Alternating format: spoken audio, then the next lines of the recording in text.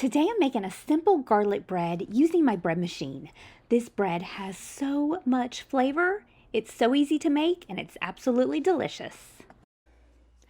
I'm excited to share this simple bread machine garlic bread recipe with y'all today because I love this bread and I hope that y'all do too.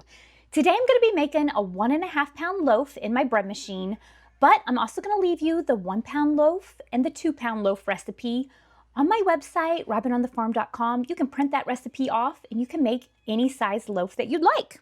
So to get started, I am going to add 1 cup or 240 grams of milk right on into my bread machine loaf pan. Now this is warm milk, lukewarm. You want it to be about 100 to 110 degrees, and that's going to help your yeast. It's going to help your loaf to rise. Now I'm using whole milk. That's what I like best for my baking, but I've even made this recipe using oat milk. I've used almond milk, and I've even used a lower fat 2% milk, and it works great with any of those.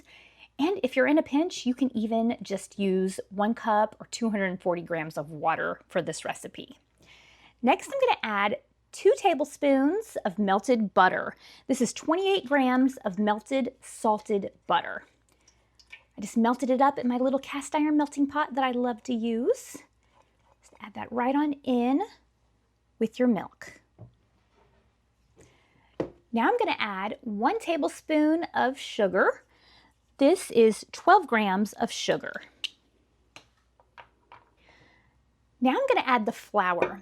I'm adding 3 cups or 360 grams of bread flour. You can also use all-purpose flour. You can even use fresh milled flour. If you use fresh milled flour, I'd add an egg to this recipe. I like using bread flour as opposed to all-purpose flour just because it's going to give us a better chew, a better rise to our bread. But the bread flour is a lot more expensive these days, so all-purpose flour will work just fine. Now I'm going to add some salt. I always like to use this Redmond's real salt in my baking, but you can use any kind of salt that you want. I'm going to add 1.5 teaspoons or about 9 grams of salt. Just be sure to not measure it out over your bread machine loaf pan just in case you over pour. You can see this really pretty color of the Redmond's real salt. I just think it's really pretty. It's a North American ancient fine sea salt. Now I'm going to add some garlic powder or some granulated garlic. Now you can use fresh garlic or minced garlic in this recipe, but if you do that, it's important to roast it or saute it before you add it to your ingredients because garlic can actually inhibit your yeast and cause your bread not to rise. So I'm going to add 3 teaspoons of this garlic powder, or 1 tablespoon. And that's 8 grams of garlic powder or dehydrated garlic. But when you use the garlic powder or the dehydrated garlic, you won't have that problem with your yeast. So it's the safest to use in this recipe. Next, I'm going to add 1 teaspoon or 3 grams of onion powder. Just add that right on in there. This bread is going to have so much flavor. Now I'm going to add some dried parsley. I'm going to add 3 teaspoons or 1 tablespoon or about 3 grams of this dried parsley. Now you can also use fresh parsley if you have some. I'd add about 2 teaspoons of fresh parsley. Just add that right on in.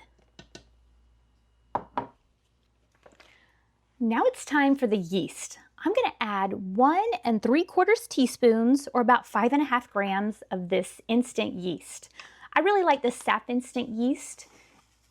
And if you watch me, you know that I like to keep my yeast in the freezer. I get it out right in time to make bread, and your yeast will stay good for years and years past the expiration. So do that. Buy it in bulk like this, store it in the freezer. You can make lots of bread with it, and it's going to last forever. So 1 3/4 teaspoons of instant yeast. You can also use bread machine yeast, rapid rise yeast, or active dry yeast if that's what you have. All right, those are all of the ingredients for the dough of this really easy bread machine garlic herb bread. I'm going to go ahead and pop this into my bread machine. I'm using my trusty old Zojirashi Home Bakery Supreme bread machine today. I have made hundreds of loaves, maybe thousands of loaves of bread in this bread machine, and I just love it. Now, you get to choose if you want to make this loaf of bread entirely in the bread machine. If you want to do that, choose a basic white cycle, choose your crust, and then press start. Or you can also make this loaf of bread using your dough setting and then bake it in the oven. I really prefer to do that, but it just kind of depends on my day. If I'm really busy, I'm going to let the bread machine do all of it. If I'm going to be at home, then I like to shape it myself and bake it in the oven. So you choose. This one works great either way. To make this really simple today, I'm going to make it entirely in my bread machine. I'm going to choose the basic white cycle. I'm going to choose a light crust because that's what I prefer. Now I have my preheat turned off. So because of that, this is going to start mixing and kneading right away. Now in about 5 minutes, I'm going to check on my ball of dough and just make sure it's not too wet, not too dry. And then I know that I can just leave it alone and that my bread machine can make me a really great loaf of bread. So I'll show you exactly what this should look like in just about 5 minutes. All right, it's been about 5 minutes and I'm just checking on my ball of dough. This looks great. You can see that it's not sticking to the sides or to the bottom of the loaf pan. It's also come together into a pretty smooth ball of dough, so it doesn't look too dry either.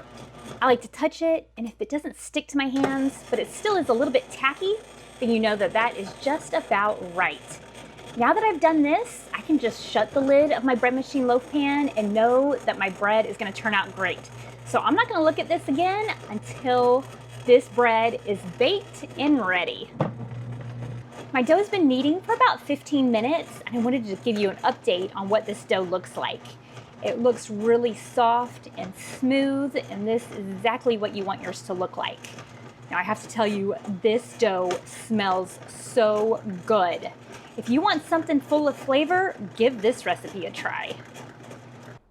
Look at this soft, fluffy crumb. The garlic and herbs get this bread so much flavor, and the bread machine makes it incredibly easy to put together. I wish that you could smell the garlic and herbs through the screen. I mean, this bread smells incredible. This loaf is great simply toasted with a little bit of butter on top for the easiest garlic toast ever. I also really love egg salad sandwiches on it, and that's what I'm going to have for lunch. Be sure to visit robynonthefarm.com for the printable recipe. I've included the 1 pound, 1.5 pound, and 2 pound loaf sizes, plus the bread machine and the dough cycle directions, plus how you can make it using a stand mixer if you don't have a bread machine. Now, like always, I like to store my homemade breads in these handmade beeswax bread bags that my daughters and I make together. You can find these on my website, robynonthefarm.com. I have shared lots of bread machine recipes on here, so be sure to try out my best beginner bread machine recipe and the softest and fluffiest cottage cheese bread. Thanks so much for being here with me on Robyn on the Farm. I'll see y'all next time. Robyn's in the kitchen, dough beneath her hands, wheat from the fields and eggs from her land. Sunlight through the window, a warm golden glow. She's working hard to make that dough. With flour on her apron, loving each need.